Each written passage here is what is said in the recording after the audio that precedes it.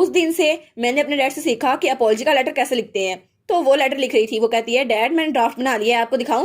उसका डैड कहते हैं हाँ दिखाओ। उसने लेटर भेजा था जिसमें बहुत ज्यादा लंबी चीजें थी। उसमें लिखा था मैं आपके बारे में सब कुछ भूल जाऊंगी, प्लीज मुझे माफ कर दें, वो जमीन मैंने आपको दे दी है, आप प्लीज वापस आ जाए, मैं आपका इंतजार कर रही हूँ। तो उसका डैड कहता है ये बड़ा लंबा है। वो कहती है अच्छा ठीक है मैं दोबारा से लिख देती हूँ, वैसे भी जरूरत थी मैंने लिख दी है। तो वो कहता है तुम दोनों कपल हो ना तो थोड़ा एडवांटेज लो उसकी फीलिंग्स का। तो वो लिखती है डियर लॉर्ड ग्लेन, मेरा दिल और माइंड आपके लिए कोलैप्स हो रहा है, प्लीज आप मुझे ऐसे छोड़ के कैसे जा सकते हैं, मैं चाहती हूँ आप दोबारा मुझे मिल जाएं। वो कहता है नहीं नहीं ये भी डेस्परेट लग रहा है। तो हमारी ओर कहती है फिर खुद लिख लें। वो कहता है अच्छा ठीक है, तुम तो बहुत ज्यादा रिलायंट हो और वैसे भी मुझे एक पेन और पेपर ला के दो। तो तब वो लिखते हुए कहता है ठीक है, तो एक लेटर ऑफ अपॉलजी ऐसे लिखते हैं।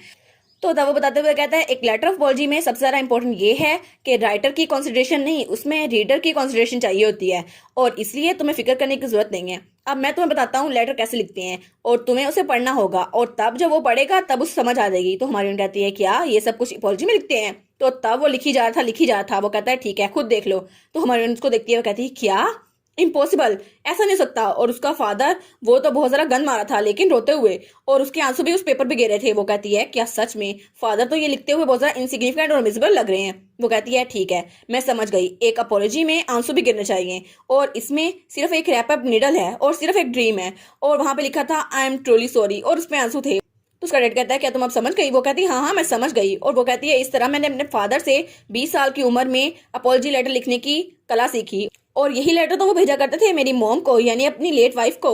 लेकिन तभी सीन चल जाता है और हमें विलोस की टेरिटरी दिखाई जाती है जहां पर हमारा ग्लैन था, और वो सीन बहुत ज्यादा स्टेरलाइज किया गया था। तो फिलिप उसका पर्सनल टेंडर वो लेटर पकड़ता है। वो कहता है एक और लेटर आ गया है। वो कहता है न्यू लॉर्ड क्या आप इसको पढ़ना चाहेंगे? तो ग्लैन वो तो बहुत ज्यादा खुश था, और वहां पर अपॉलजी लेटर्स बहुत ज्यादा पड़े हुए थे, वो बड़ा ही ज्यादा खुश था। और ग्लैन होफन 22 साल की उम्र में, जो कि अपनी फियांसे से बहुत ज्यादा मैड हो गया था, और उसने थोड़ी परेशानी खड़ी की थी, लेकिन आखिर में वो बेहोश हो गया और उसको किडनैप कर लिया गया। लेकिन जब वो उठा तो वो एक ऐसी जगह का लॉर्ड बन चुका था जहां बहुत ज्यादा बैंडिट थे, और वो टेरिटरी बैंडिट से भरी हुई थी। और वो तो बड़ा ही ज्यादा खुश था क्योंकि ये सारा कुछ तो उसने ड्रामे के लिए किया था, लेकिन सच में ये काम कर गया। दूसरी तरफ हमें हमारी हीरोइन बताती है कि नॉवेल्स में हर सीन इंक्लूड नहीं किया जाता, स्पेशली दूसरे लफ्जों में कहें तो ऑथर की विश के हिसाब से सीन को कट भी किया जा सकता है, इसीलिए डिटेल्स किसी को पसंद नहीं है। और स्पेशली जब आप किसी करेक्टर के बारे में पता कर रहे हो तो आपको नावल में ये बताया जाता है वो कितना ज्यादा चार्मिंग है, लेकिन आपको ये नहीं बताया जाता वो खाना कैसे खा रहा है, वो नहा कैसे रहा है, और वो बाथरूम में बैठकर न्यूज़पेपर कैसे पढ़ रहा है ना, किसी को नहीं बताया जाता। और ये इंपॉर्टेंट है कि अपनी एनर्जी बीम से प्रोटैगनिस्ट ने अपने विलन को हरा दिया, लेकिन उस वक्त ये नहीं बताया जाता कि उसको कुछ खाने का दिल कर रहा था। और रीडर के हिसाब से वो तो परफेक्ट है, लेकिन उस बेचारे की अपनी भी तो कोई विशेष होती है ना।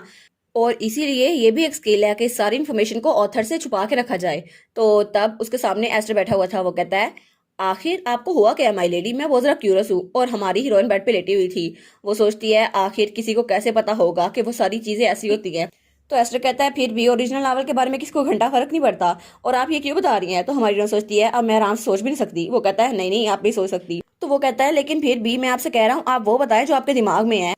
और तब वो एप्पल काट रहा था और फिर एप्पल पील करके उसके मुंह में डालता है। तो वो कहती है मेरा पेट बहुत ज्यादा दर्द कर रहा है, मुझे ये नफरत है इससे।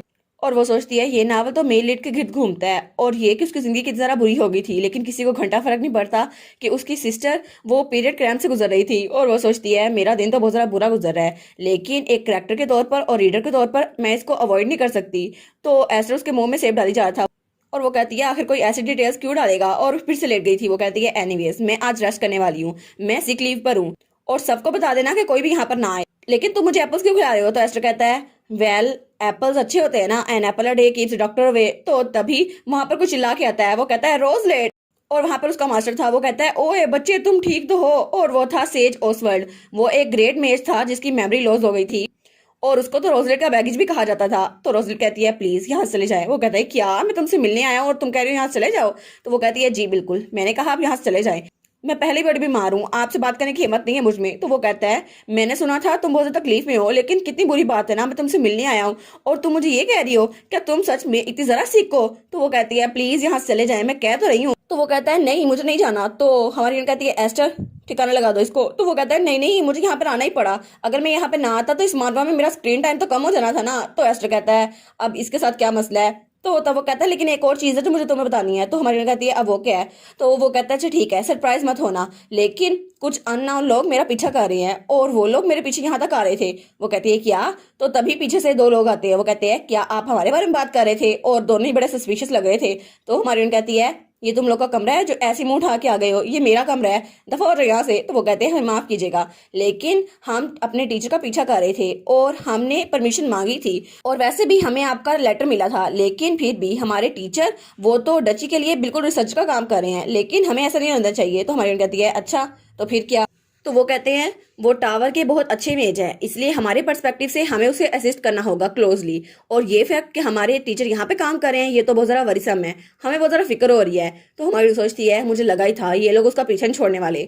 तो वो सोचती है वैसे भी वो 6 माना सर्कल के मेज है, कोई उनको ऐसे नहीं छोड़ सकता, क्योंकि उनकी वजह से यहाँ पर जंग भी हो सकती है, लेकिन इनफैक्ट वो तो 7 माना सर्कल बनने वाले हैं, और ये तो बहुत बहुत बहुत बड़ा ग्लोबल इशू है, और इसके तो पॉलिटिकल इफेक्ट भी बहुत ज्यादा होंगे, इसलिए वो फिक्रमंद है। लेकिन तुम लोग को पता है यही वजह है कि मैं उसको यहाँ पर लेके आई थी।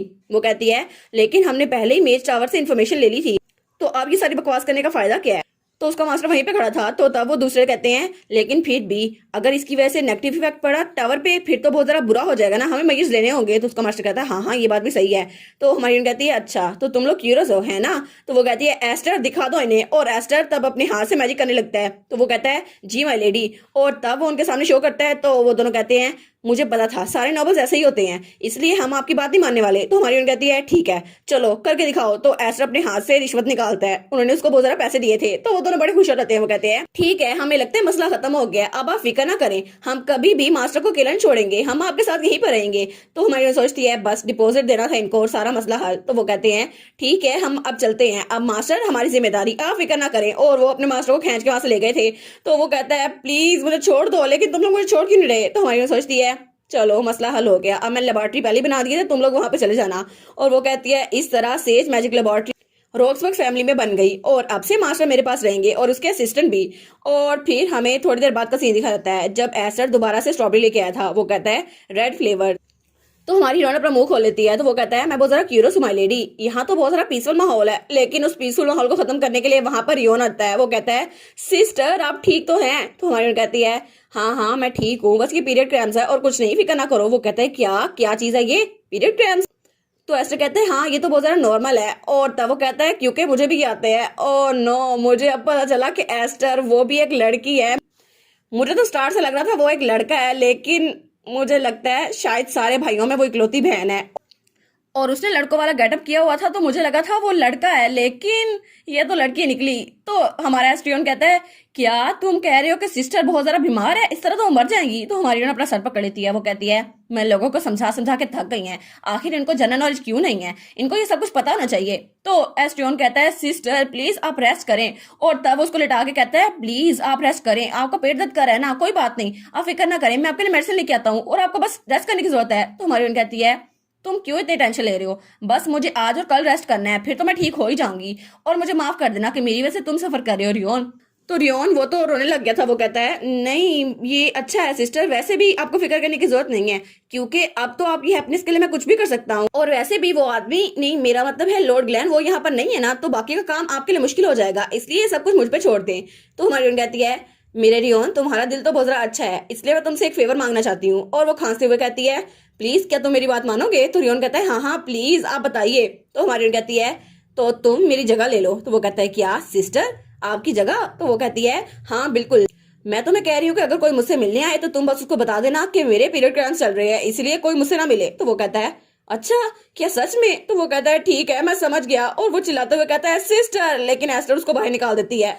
ओहो अब तो इसको फीमेल कहना पड़ेगा।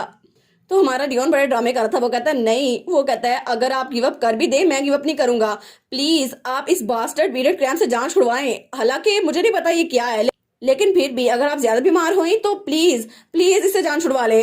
तो एस्टर उसको बाहर खींच के लेके जा रही थी। तो वो कहता है प्लीज आप पीरियड क्रैम्प्स के सामने हार मत मानिएगा। तो हमारी कहती है अच्छा चलो खत्म तो हुआ ये सब कुछ। और वो सोचती है इसके बाद मैंने रेस्ट किया, मेडिसिन ली और आराम से सो गई, बस मसला हल हो गया। और फिर हमें अगले दिन का सीन दिखा जाता है। तो तब कोई कहता है कैरेज प्रिपेयर करो, मैं कहीं पे जा रही हूँ, एक पार्टी है मुझे वहां पर जाना है। तो उसकी मेड्स वहां पे खड़ी थी। वो कहती हैं यंग मिस्ट्रेस आज तो सेकंड डे है ना पीरियड क्रैम्प्स का, तो आपको वहां नहीं जाना चाहिए। तो हमारी कहती है क्या हुआ, मेरा पेट दर्द कर रहा है, मुझे तो पार्टी में जाना है। और वो तो बड़ी मुश्किल से खड़ी हो पा रही थी। और वो सोचती है ये तो वही दिन है ना जब मुझे थर्ड प्रिंस से मिलने का मौका मिलेगा, मैं इसको ऐसे जाया नहीं करने वाली, और मैं तो वहां पे जाके रहूंगी। और इसी के साथ ये वाला पार्ट यहीं पर ख़त्म। तो आप लोग बताइएगा आप लोग को ये पार्ट कैसा लगा, और वीडियो को लाइक और चैनल को सब्सक्राइब लाजमी कीजिएगा। बाकी वीडियोस का लिंक भी स्क्रीन पर नज़र आ रहा होगा, तो काइंडली उनको भी चेकआउट कर ले। और thank you so much for watching my videos. Stay safe, bye bye.